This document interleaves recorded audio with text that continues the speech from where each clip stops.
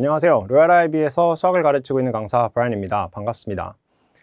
원래 이 영상은 저희가 이제 새학기를 맞이하면서 8월 달에 이제 제주도에서 설명회를 진행을 해요. 그래서 그 세미나를 이제 어떻게 하면 조금 더 좋은 내용들을 준비를 했기 때문에 많은 사람들에게 보여줄 수 있을까 이런 것들을 좀 고민을 하다가 그냥 영상으로 촬영을 해가지고 혹시 세미나에 오지 못하시는 분들의 경우에도 이렇게 좀 이야기를 좀 접할 수 있으면 좋겠다라는 생각에 영상을 촬영을 하게 됐습니다. 오늘 이야기할 주제는 지금 여기 화면에 보이시듯이 만들어진 수학형 인재라는 것에 대해서 이야기를 할 거예요. 그러니까 지금 오늘 저희가 이야기할 거는 어떤 수학적인 천재 이런 거를 얘기하려는 게 아닙니다. 그런 건 이제 논외고 소위 이제 학생들이 되고 싶은 혹은 어머니들이 이제 부러워하는 학교에서 수학을 잘하는 학생들이 어떻게 만들어지는가에 대한 이야기를 좀 드리려고 해요. 그래서 내용이 조금 길 겁니다. 저희가 아주 기초적인 것 그리고 프리-IB부터 IB에 이르기까지 전반적인 내용들을 다루게 될 텐데 저희가 타임라인들을 다 아래쪽에 넣어 둘 테니까 필요하신 부분들로 좀 건너뛰시면서 보시면 또 좋을 것 같습니다. 자, 내용을 본격적으로 시작을 한번 해볼 텐데 앞서 말씀드린 것처럼 누구나 대학을 가려고 한다면 수학이라는 과목은 정말 중요하죠. 그럴 때 있어서 이제 성적이 좀 잘 나오지 않는다거나 공부를 열심히 한다고는 하는데 발전이 좀 더딘 것 같다거나 이런 느낌이 들 때 과연 우리는 수학을 어디서부터 좀 잘못 공부하고 있었던 걸까에 대해서 이야기를 중점적으로 좀 드릴 거고요. 그 다음에는 궁극적으로 이제 IB가 목표가 되겠죠. 그래서 고등과정에서 IB 매스를 공부를 하게 될 때 최상위권 학생들은 과연 어떠한 방법으로 공부를 하고 있는지 그 다음에는 뭐 어떤 커리큘럼 그리고 기출문제는 또 어떻게 연계를 하고 활용을 할 건지에 대한 이야기를 드려보도록 할 겁니다. 자, 첫 번째 주제는요, 프리-IB의 중요성이라고 하는 겁니다. 이제 우리가 흔히 프리-IB라고 하면은 뭐 NLCS라는 학교를 기준으로 좀 말씀을 드려볼게요. 13년제인데 보통 이제 G9부터 G11까지를 저희가 프리-IB 과정이다 이렇게 얘기를 합니다. 물론 그 중에서 G10과 그리고 G11은 GCSE 과정이라고 이야기를 하게 되는데 보통은 저 9학년부터 11학년까지 뭐 매 학기 혹은 매년 새로운 내용을 공부하는 것은 아니다라고 하는 거예요. 그게 무슨 말이냐면 지금 여기 보이시듯이 주황색으로 박스 쳐진 내용들은 사실은 9학년에서도 배우고 10학년에 올라와서도 배웁니다. 중간에 바로 구분이 되어 있는 거는 위쪽은 보통 저희가 이제 0580 Extended Math를 얘기하는 거고 아래쪽은 0606 그래서 Add Math를 이야기한다 이렇게 보시면 될 것 같아요. 반복적으로 좀 중요한 내용들이 다루어지게 되겠죠. 그만큼 충분히 숙달을 해라 이런 의미를 가지고 있는 것이기도 하고요. 그 다음에 이제 10학년에 올라오게 되면 GCSE 과정에서 0580에서는 이런 내용, 0606에서는 이런 내용들을 우리가 공부를 하게 되고 11학년이 올라오면 이제 미적분 관련된 내용들을 새롭게 학습을 하게 되겠죠. 자, 그런데 저희가 이 0580과 0606 그러니까 프리-IB 과정을 공부를 하는 데 있어서 반드시 챙겨가야 되는 필수 요소들이 몇 가지가 있습니다. 이것들을 잘 챙겨가야지 이후에 IB 과정에 넘어가서도 좋은 결과를 얻을 수가 있게 되는데 두 가지를 좀 말씀을 드리고 싶어요. 자, 일단 첫 번째로는 제대로 커리큘럼을 타서 개념을 정확하게 좀 짚을 수가 있어야겠다라고 하는 겁니다. 이 개념을 확립한다라고 하는 표현이 구체적으로 어떤 말인지는 뒤에 가서 좀 설명을 드릴 거고 두 번째는 수식 전개라고 거창하게 써놨는데 쉽게 말씀을 드리면 그냥 잔계산을 잘 할 수 있어야겠다라고 하는 거예요. 자, 그런데 이제 좀 본격적인 이야기에 들어가기 앞서서 한 가지 좀 말씀드리고 싶은 게 있어요. 모든 사람들이 다 해당되는 건 아니고 모든 어머니들의 자녀분들이 여기 해당되는 건 아닙니다. 그런데 솔직하게 좀 말씀을 드려서 제가 느낀 바는 일반적인 또래, 만약에 이 친구가 뭐 대치동이나 목동에서 공부를 한다라고 했을 때보다 국제학교에 다니고 있으면 어쨌든 공부를 하겠다고 하는 친구들이 생각보다 많이들 나태한 마음을 가지고 있다라고 하는 거예요. 그래서 저희가 그런 나태함을 좀 걷어버리고 어쨌든 좋은 대학에 가자고 공부를 하는 거 아니겠습니까? 그래서 좀 치열하게 공부를 할 필요가 있겠다라고 하는 거예요. 이 나태함 때문에 사실은 앞서 말씀드렸던 이 개념과 수식 전개라는 과정이 프리-IB 단계에서 좀 원활하게 숙달이 이루어지지 않는 면이 있다라고 하는 겁니다. 뭐 얼마나 치열하게 해야 되느냐? 그 기준은 제가 뒤에 가서 좀 제시를 한번 해드리도록 할 거예요. 자, 첫 번째, 오늘 세 가지 이야기를 드릴 건데 첫 번째 주제가 뭐냐면 완벽한 개념입니다. 이제 좀 지루하죠. 왜냐하면 제가 거의 한 몇 년째 설명회를 할 때마다 이 개념 노래를 부르고 있는데 오늘은 조금 다른 방식으로 접근해 보려고 해요. 원래는 좀 원론적인 이야기들을 많이 했었는데 오늘은 어떻게 하면 이 영상을 보고 있는 학생 여러분들이나 혹은 학부모 여러분들이 좀 공감을 할 수 있을까에 좀 초점을 맞춰서 준비를 해봤습니다. 일단은 수학이라는 과목을 우리가 제대로 공부를 하기 위해서는 크게 세 가지 축이 있다 이렇게 이해를 하시면 될 것 같아요. 자, 첫 번째 가장 중요한 축은 개념이에요. 개념을 조약도를 그거보다 조금 더 큰 돌멩이라고 한번 비유를 해볼까요? 그러니까 우리가 공부를 하게 될 때 이 개념이라고 하는 것을 명확하게 좀 인지를 해서 머릿속에 먼저 박아 놔야 됩니다. 그러면 이렇게 자리를 잡게 되겠죠. 그런 다음에 이 개념이 있구나 라고 하는 것을 아는 걸 넘어서 완전히 장악을 하고 있어야 됩니다. 그 장악을 하게 되면 이제 어떤 단계가 가능해지는 거냐면 우리가 적용이라는 걸 할 수 있다는 거예요. 즉 문제를 풀 때 내가 배웠던 개념이 어떻게 연계가 되는지를 이해할 수 있게 돼요. 그러면 조금 더 자그마한 돌멩이들로 주변을 채워 넣게 되는 과정이죠. 보통 이제 여기까지 하면 공부가 얼추 끝났다라고 생각하는 경우들이 많은데 실제로 점수를 업그레이드 하는 과정은 여기서부터 시작이 된다라고 보시면 됩니다. 그래서 그 충분히 적용 연습을 한 이후에 어마어마한 연습량을 통해서 아직도 남아있는 빈틈들을 이렇게 채워나가게 되면 결국에 우리가 원하는 수학 성적을 얻을 수가 있게 될 거고 그걸 우리가 응용하는 단계다 이렇게 보시면 돼요. 그러니까 보통 많이들 하는 착각이 둘 중에 하나로 갈리게 되는데 학생들이 개념만 공부하는 친구들이 있고요. 문제풀이를 좀 귀찮아하는 경향들이 있죠. 다 알았다 이러면서 그렇게 해서도 결코 점수를 올릴 수가 없고 또 어떤 친구들은 개념은 뒷전이에요. 수업을 듣고 오면 그냥 숙제부터 막 합니다. 그리고 뭐 숙제 몇 페이지를 풀었으니까 자기는 오늘 수학 공부를 다 했다 이렇게 생각하는데 그러니까 문제만 열심히 푼다 그러면 그러니까 중심을 잡아줄 것들이 전혀 없는 채로 공부가 마무리가 됩니다. 결국에 조금만 변형이 온다거나 혹은 난이도가 올라가게 되면 시험 문제가 그냥 너무 어려웠어요 이렇게 끝나버리게 되는 거예요. 그래서 우리가 제대로 이 세 가지 원칙을 지켜가면서 공부를 해야겠다. 아직까지 조금 원론적인 이야기들이죠. 그래서 어떻게 할까 좀 고민을 하다가 실제로 이제 제주에서 세미나를 며칠 있으면 진행을 하게 되는데 진행을 할 때 어머니들을 대상으로 제가 수업을 하려고 했었고 사실 이 영상을 찍는 건 어쨌든 학생 여러분들이 좀 봤으면 좋겠다라는 생각에 촬영을 하는 거니까 수업을 한번 해보도록 할 거예요. 자, 일단 완벽한 개념이라고 하는 거는 아까 말씀드렸듯이 이 장악력이라고 하는 게 굉장히 중요하다라고 하는 거예요. 그러면 개념을 왜 이렇게 강조를 하냐면 여러분들 그런 경험이 있을 거예요. 뭐 학년에 따라 조금씩 차이가 있긴 하겠지만 어쨌든 자기가 보기에 좀 어려운 문제를 학교나 학원 선생님이 푸는 걸 보면 와 어떻게 저렇게 풀어갈 수가 있죠? 이런 생각을 든단 말이에요. 근데 그 힘이 바로 어디에서 나오는 거냐면 개념에 대한 완벽한 장악력에서 나온다라는 겁니다. 그러니까 개념을 알고 있으면 그렇게 풀 수밖에 없는 Y에 대해서 우리가 답을 찾을 수가 있게 되고 그것이 반복이 되면 결국엔 나 혼자서 문제를 풀 때에도 필연적으로 이렇게 풀 수밖에 없겠구나라는 걸 깨우치는 단계가 온다라고 하는 거예요. 같이 한번 체험을 한번 해보도록 할게요. 오늘 이야기할 주제는 수열이라고 하는 주제를 가지고 이야기를 해볼 겁니다. 수열이라고 하는 건 숫자들이 나열이 되어 있고 그 다음 규칙성을 가지고 있으면 수열이라고 부르게 돼요. 시퀀스라고 우리가 보통 이야기를 하죠. 자, 그런데 그 시퀀스에는 당연히 어떤 규칙성을 가지고 있느냐에 따라 다양한 이름들이 있습니다. 그 중에서 저희는 첫 번째, 여기는 이제 한글로 제가 써놨는데 영어로 이야기를 할게요. 이제 arithmetic sequence라는 것이 있고 또 geometric sequence라는 게 있어요. 그러니까 대부분의 친구들이 알긴 알거든요.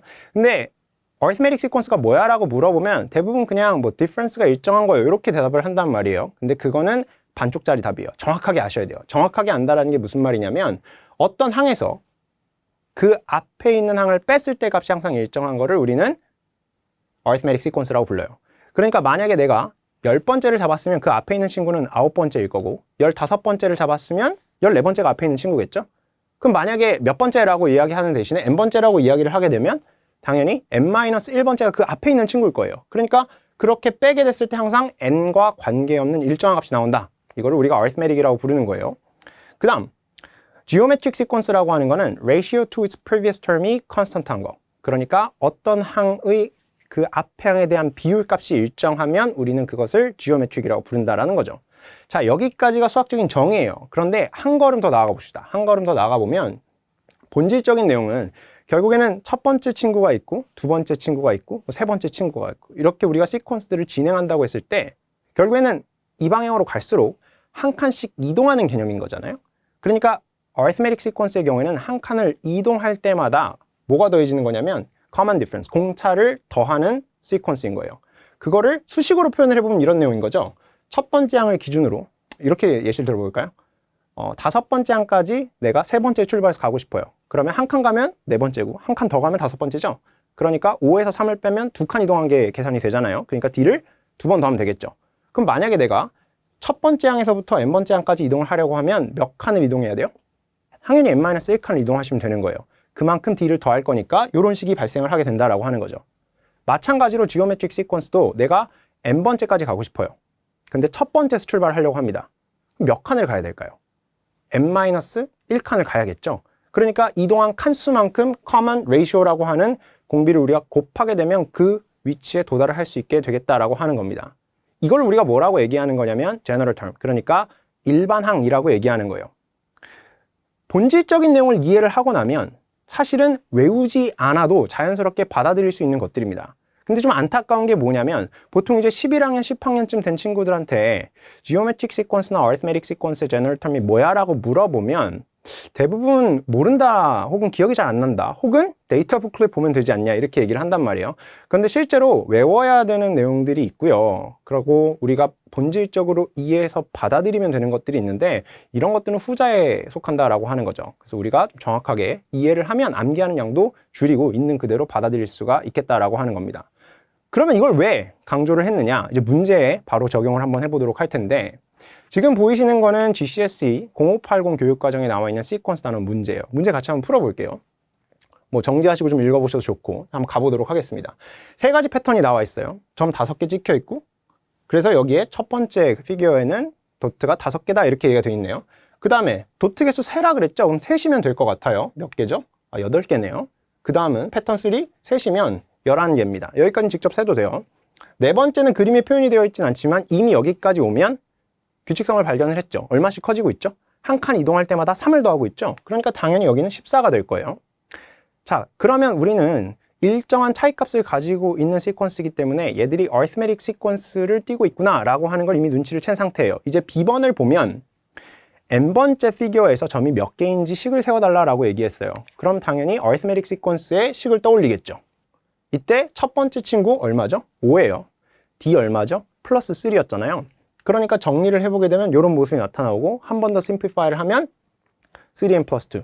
그러니까 un이라고 하는 값은 3n 플러스 2다. 이렇게 결론을 내릴 수가 있게 될 거예요. C번 볼까요? 좀 빠르게 한번 가봅시다. 60번째.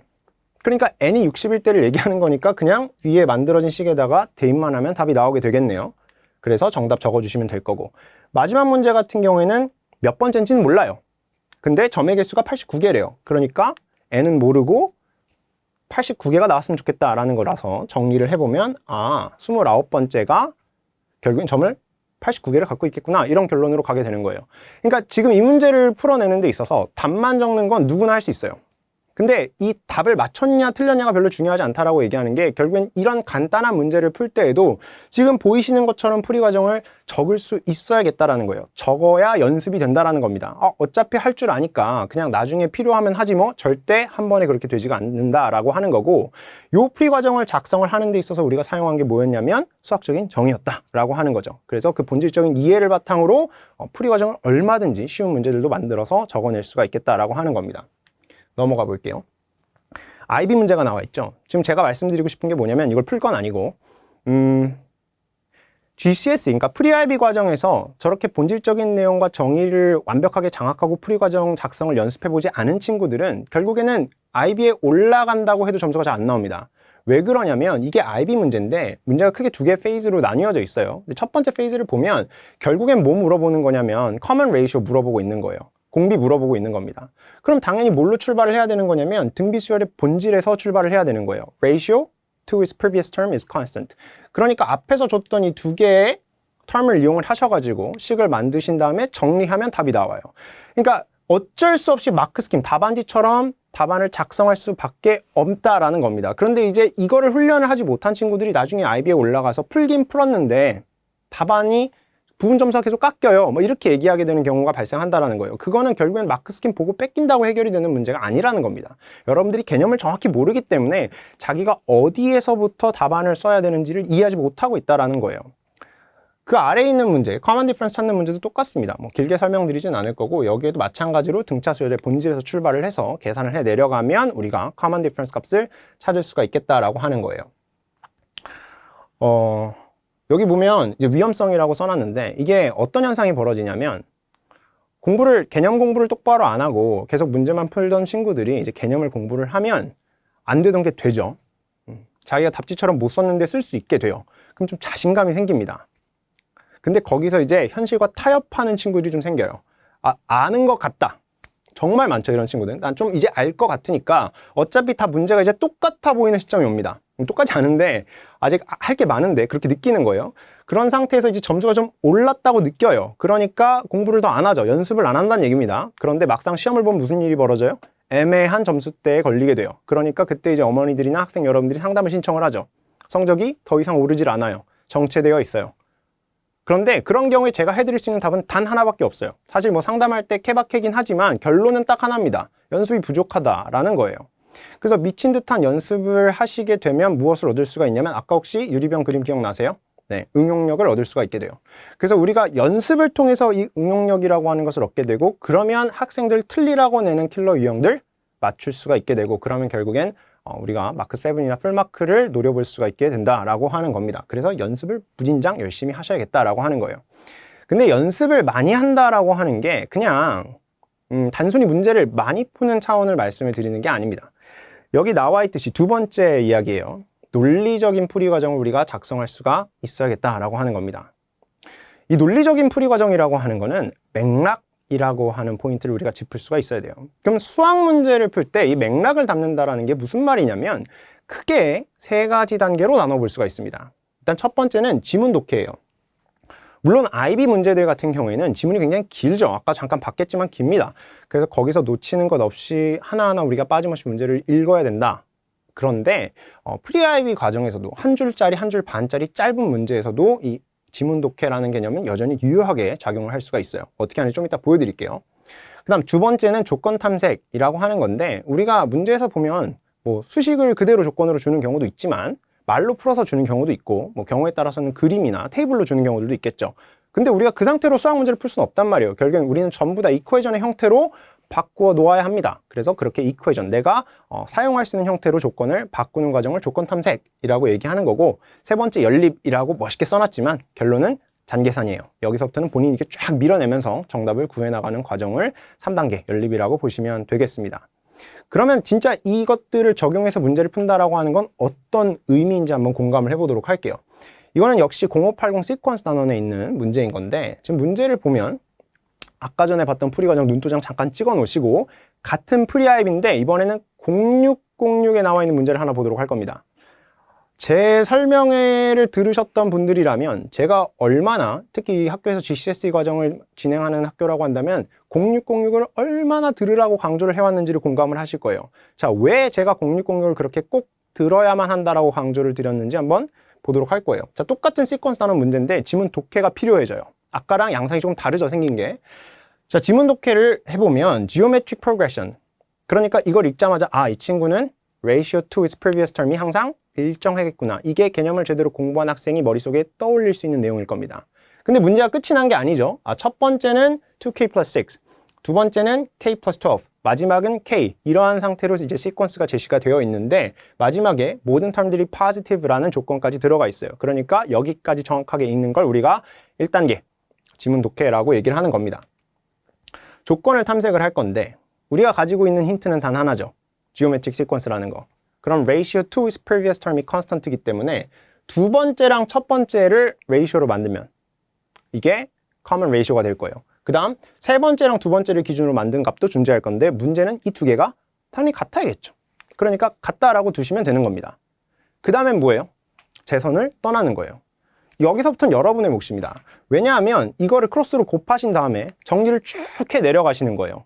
그러니까 2차식을 여러분들이 정리하시면 되고 그 다음 문제를 똑바로 읽었다면 여기서 누굴 버려야겠죠? 네거티브 사이드를 만드는 k equals minus 6를 리젝트 하시면 정답이 나온다라고 하는 겁니다.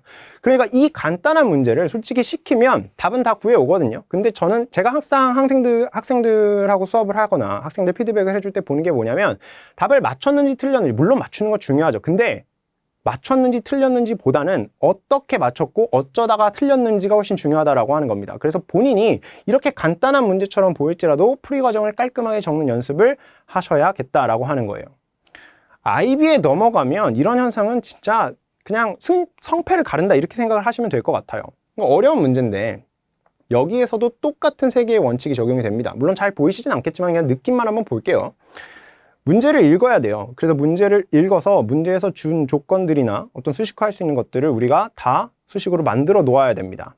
그런 다음에는 그 두 개를 딱 콜라보레이션을 하셔가지고 계산을 하면 최종적인 정답에 이를 수가 있게 되고, 실제로 이 친구가 적은 순서가 마크 스킴에 나와 있는 순서랑 동일해요. 동일할 수밖에 없어요. 그래서 제가 필연적인 풀이라고 말씀을 드린다라는 거예요. 하나 더 볼까요? 여기도 문제 보시면 뭐 그림이 없는 건 보이시겠죠? 뭐 글자는 안 보이더라도 그림이 없습니다. 그런데 마크 스킨 보시면 첫 번째로 그림이 등장하고 있어요. 문제를 제대로 읽었다면 그림을 그릴 수가 있어서 그런 건데 이 친구 당연히 그림 그려놨죠.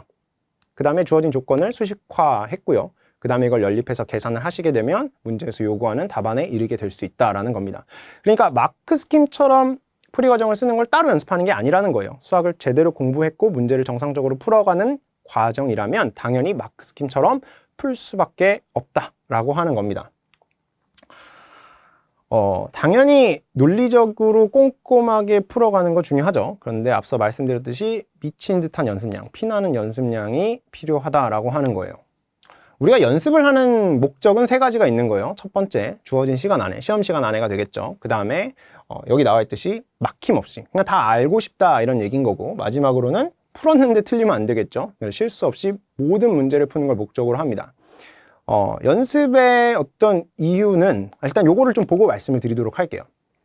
실제로 제가 이번 여름 특강 때 시퀀스 단원에서 출제했었던 퀴즈로 출제했던 문제인데 학생들 정답률이 21.7%가 나왔어요. 그러니까 다 틀렸다는 얘기죠. 근데 이 문제가 어려운 문제였냐? 아니요. 어렵진 않았어요. 어려운 게 아니라 위에 적겠지 낯설었어요. 그러니까 IB로 넘어가면서 두드러지는 현상이기는 한데 많은 학생들이 너무 어려웠다라고 이야기하는 경우가 많습니다. 그런데 이 학생들이 체감상 어렵다라고 느끼는 것들 중에 거진 한 80% 가까이는 어렵다기보다는 그냥 처음 봐서 낯선 것들이 굉장히 많아요. 그러니까 이 문제도 막 에세이처럼 길게 써 있지만 실제로는 4개 물어봅니다. 4개. 이렇게 4개 물어봐요. 그래서 야, 등비수열 증명해봐라. 뭐 쓰란 얘기일까요? ratio to is previous term이 constant하다. 그거 쓰라는 거고요. 뭐 sum은 우리가 앞에서 얘기를 안 했기 때문에 건너뛰고. 근데 이것도 똑같은 내용이에요. 그냥 공식 쓰고 우리가 본질적인 내용들을 깔고 들어가면 식이 당연히 정리가 되는 순서고, arithmetic sequence도 마찬가지 내용이라는 겁니다. 첫 번째 문제 푸는 것만 좀 보면 왜 어렵게 느끼고 왜 낯설게 느낄 수밖에 없냐면 결국에는 arithmetic sequence의 general term임을 확인하는 과정인 건데 여기 보시면 막 시그마도 있고 ln도 있고 막 섞여 있단 말이에요. 그렇다 보니까 이 학생들이 이거를 하다가 이게 맞나? 그러니까 자기 확신이 없는 거예요. 이렇게 해도 되나? 아닌 것 같은데. 왠지 이게 아닌 것 같은데. 더 쉬운 방법이 있을 것 같은데. 근데 그게 맞거든요. 그게 맞거든. 근데 이제 주저하게 되는 거예요. 왜? 연습량이 부족하니까. 그냥 거기서부터 밀어붙이게 되면 어떤 결과가 나오는 거냐면 이런 모습이 나와요. 결국엔 ZN번째라고 하는 친구는 뭐 문자죠. 숫자도 아니에요. 어렵게 보이게 하려고. lnp라는 값에다가 n-1 곱하기 lnq. 그러니까 무슨 얘기냐면 위에 써 있는 거랑 똑같죠. 첫 번째 친구한테 이동한 칸수만큼 lnq를 더해주면 n번째가 나온다. 이 얘기를 그냥 하고 있다라는 겁니다. 실제로 이제 상담을 해보면 이런 얘기가 진짜 많이 나와요. 이해는 되는데 혼자 풀면 안 돼요. 여름 특강 때도 제가 진짜 많이 들었거든요. 어떤 문제를 이런 걸 풀어주고 나면 애들이 수업 끝나고 이제 나가면서 이제 한두 마디씩 이제 얘기를 하잖아요. 선생님 이해는 되는데 혼자 하면 안 돼요. 그리고 이게 애들만 하는 얘기가 아니죠. 어머니들도 상담하실 때 그런 얘기 종종 하십니다. 우리 애가 이해는 된다는데 시험만 보면 점수가 안 나온다 이렇게 얘기하는 거예요.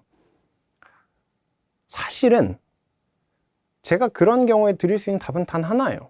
연습량 부족입니다. 연습량 부족. 거기서 개념 공부가 똑바로 안 돼가지고 제 수업을 듣고 있는데 개념 공부가 안 될 리는 없고 개념 공부를 똑바로 하고 있는데 불구하고 점수가 안 나오고 있다. 그럼 문제를 덜 풀어서 그렇다라고 하는 거예요. 이거를 어떻게 좀 비유를 드리면 좋을 것 같냐면 저는 거진 한 10년을 이것만 하고 있죠. 저 밥 먹고 수학밖에 안 풀잖아요. 근데도 만약에 저한테 한 3, 4개월 있다가 여러분들하고 똑같은 조건에서 파이널 시험을 보게 한다, 애뉴얼 시험을 보게 한다라고 얘기하면 저도 오늘부터 수업 준비 안 하고 시험 준비를 해야 돼요. 패스 페이퍼 갖고 와가지고 시간 재면서 막 풀고 체크하고 풀고 체크하고 그 과정을 계속 반복을 해야 점수가 나올 겁니다. 그게 시험이라는 거예요. 그게 시험이라는 겁니다. 조금 더 어머니들, 이게 혹시 어머니들이 볼 수도 있으니까 어머니 좀 와닿게 설명을 드리면 또 제주도에 계신 어머니들 종종 골프 치시죠. 프로 골퍼가 있다라고 생각을 해봅시다. 이분이 6개월 있다가 투어를 나간대요. 그러면 그냥 6개월 내내 놀다가 나가나요? 프로니까 잘 쳐서? 아니죠. 결국에는 투어 일정이 잡히면 그때에 맞춰서 맹훈련을 하고 투어에 들어가잖아요. 똑같은 거예요. 하물며 저도 그런 마음으로 시험을 준비를 할 텐데 여러분들 혹은 여러분들의 자녀분들은 냉정하게 말씀드려서 사실상 수학 공부를 안 해봤거나 혹은 제대로 하기 시작한 지 몇 달밖에 안 된 상태예요. 그런 상태에서 일정한 기간마다 시험을 봐서 평가를 받는데 고작 그거 푼 거 가지고 점수가 잘 나오기를 바라는 거는 그거는 노력에 대한 결과라기보다는 기적을 바라는 거에 가깝죠. 그러니까 여러분들이 굉장히 좀 열심히 연습을 하셔야겠다라고 하는 겁니다. 지금 열심히 해야 된다 막 이 얘기만 계속하고 있는데 그러면 어떻게 열심히 할 거냐, 이제 그 얘기에 대해서 좀 드려보도록 할 거고, 그 과정에서 저는 저의 안목을 좀 믿으셨으면 좋겠다라는 거예요. 이거는 두 파트로 나누어서 좀 말씀을 드릴 텐데, 일단 첫 번째 파트는 프리아이비부터 좀 이야기를 해볼게요. 요거는 NLCS 기준으로 좀 말씀을 드릴 건데, 사실은 뭐 학교가 다르다고 하더라도 프리아이비 거의 비슷비슷하고 GCSE 과정 다 똑같기 때문에 참고를 하셔도 좋을 것 같습니다.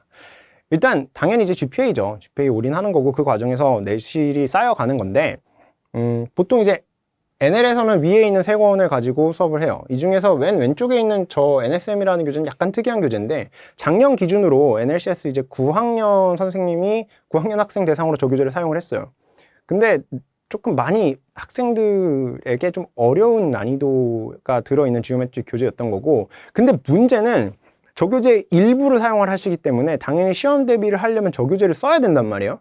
근데 선생님이 애들한테 교재명을 안 알려주고요. 그것도 다 문제마다 잘라가지고 줘서 제가 저거 찾으려고 막 답지는 어떻게 표현을 했고 폰트는 뭘 썼고 끝에 걸려있는 이미지 다 구글링 해가지고 겨우겨우 찾아서 주문을 해서 이제 저 교재를 가지고 지난 학기에 이제 시험 대비를 했었어요.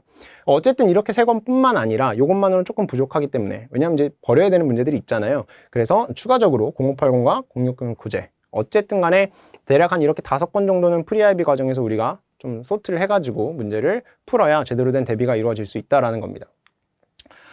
그 다음에 사실 이 얘기는 이제 저번에도 드렸던 얘기였으니까 이 얘기를 좀 해보고 싶은 건데, 프리아이비라고 해서 그 아까 보여드렸던 딱 그 자기 커리큘럼에 한정된 내용들만 공부를 해서는 안 돼요.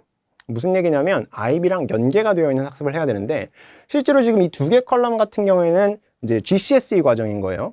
그런데 오른쪽에 나와 있는 건 AA 과정이거든요. 물론 이제 하이어랑 스템이 섞여 있긴 하고 같은 주제면 조금씩 토픽이 다르긴 한데, 어쨌든 간에 중요한 게 뭐냐면 GCSE 과정 마지막 2년 동안 배우게 되는 내용들 중에 상당 부분이 IB 과정에 올라와도 똑같이 적용이 된다는 거예요.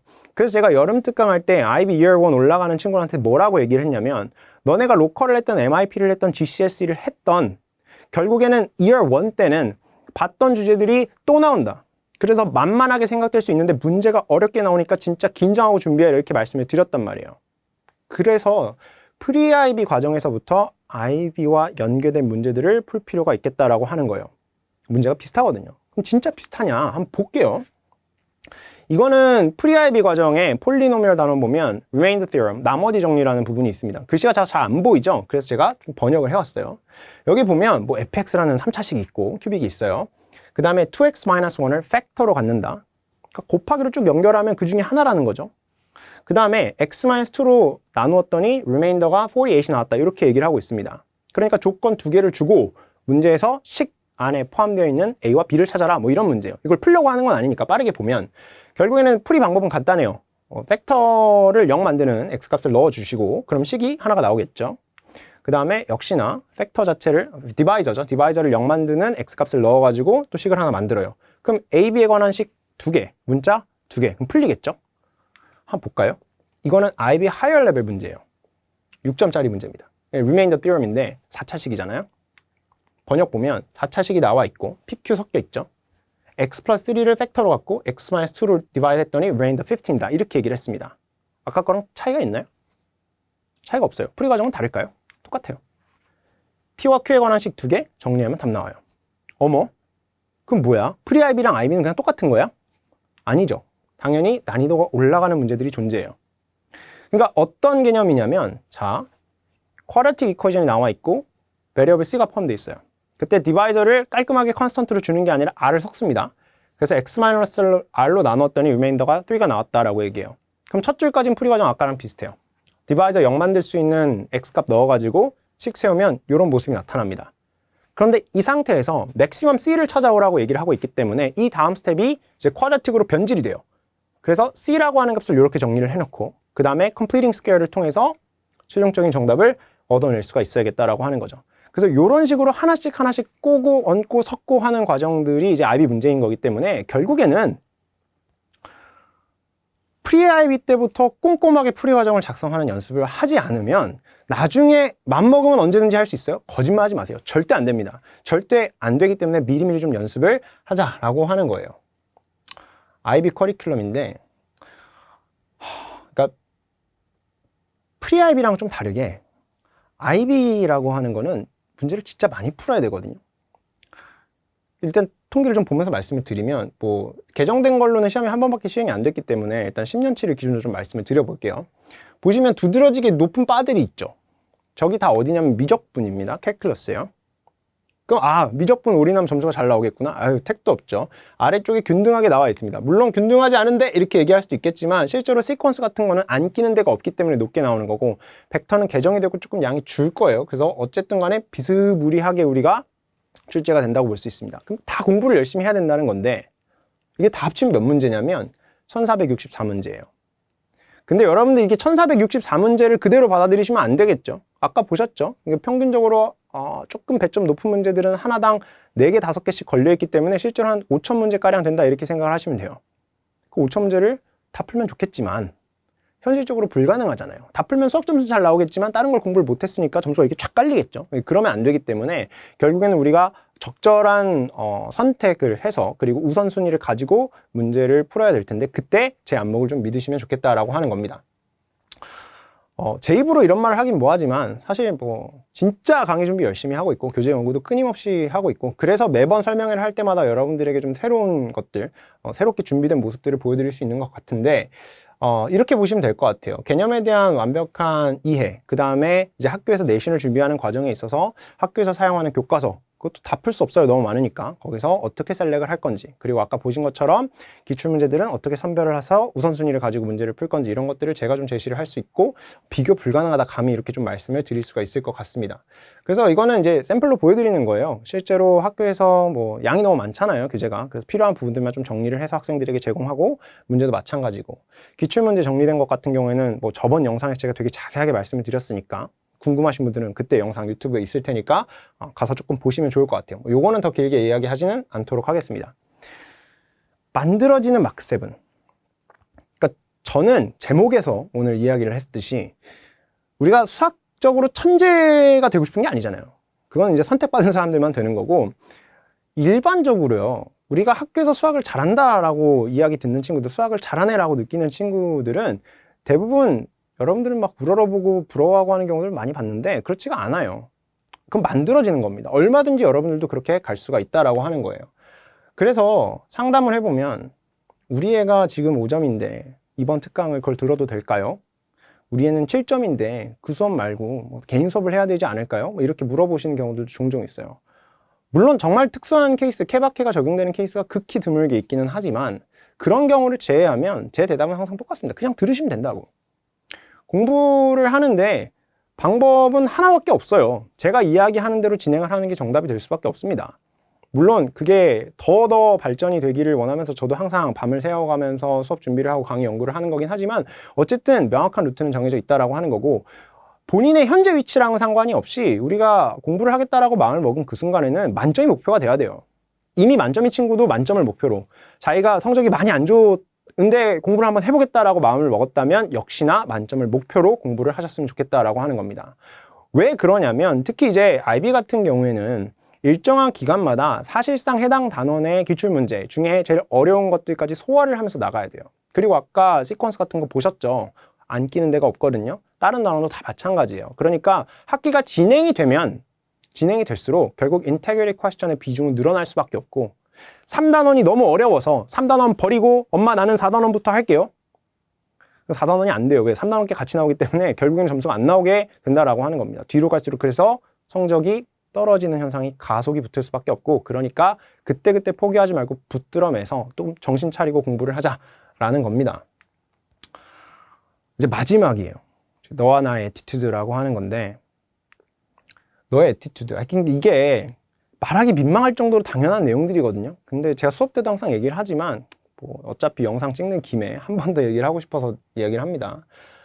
첫 번째는 이 공부를 잘하는 애들은 해당 사항이 보통 없어요. 어떤 애들이 여기에 해당하냐면 공부를 좀 애매하게 잘하는 애들. 뭐냐면 아는 내용이라고 흘려듣지 말고 정확히 파악. 특히 학원에 와서는 잘 안 그러던데 애들이 와서 하는 얘기 보면 기가 찹니다. 학교에서 가르치는 게 없대. 학교에서 수업을 15분, 10분밖에 안 했다는 거예요. 그래서 배울 게 없대요. 웃기는 소리 하지 마세요. 뭘 배울 게 없어요. 배울 게 있지.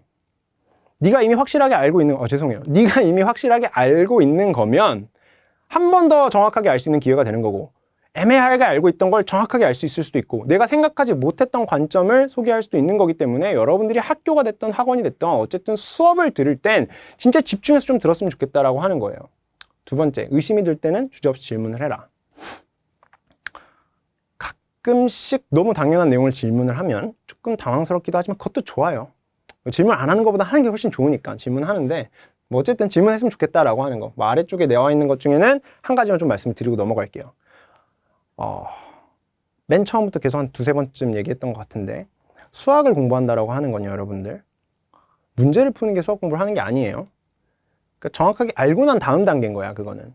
그러니까 만약에 본인이 학교나 학원에서 새로운 내용을 오늘 공부를 했으면 집에 가서 숙제로 나간 거를 풀기 전에, 애초에 저는 그렇게 숙제를 내주지도 않지만, 여러분들이 숙제를 하기 전에 오늘 배웠던 내용을 블릿 포인트로 정리를 할 수가 있어야 돼요. 정리를 하셔야 돼요. 그러니까 백지에 항상 쓰라고 얘기를 하고 싶은데, 사람마다 조금씩 공부를 대하는 방법, 메서드가 조금씩 다르니까 어쨌든 말로 복기를 하든 본인이 백지에 써보든 배운 내용들을 명확하게 좀 정리하는 단계가 반드시 있고, 그 다음에 좀 문제를 풀었으면 좋겠다라고 하는 거예요. 그리고 뭐 제주 같은 경우에는 제가 이제 수업을 하고 여러분들이 뭐 저랑 연락할 수 있는 수단이 다 있으니까, 제가 솔직히 뭐 학생이 막 적은 것도 아니고 제가 일일이 막 주중에 한 명 한 명 연락해서 혹시 궁금한 건 없니? 이렇게 물어볼 수는 없단 말이에요. 그러니까 여러분들이 조금 민망하고 좀 낯가림이 있다고 하더라도 여러분들을 위해서 좀 적극적으로 선생님한테 좀 질문을 하셨으면 좋겠다라고 하는 겁니다. 그리고 의지예요. 의지. 아까도 잠깐 의지 얘기했던 것 같은데, 이게 가만히 보면은 본인이 이 영상을 보면 찔리는 사람들이 있을 거예요. 학교를 약간 올림픽 정신으로 다니는 애들이 있어요. 시험도 올림픽 정신으로 봅니다.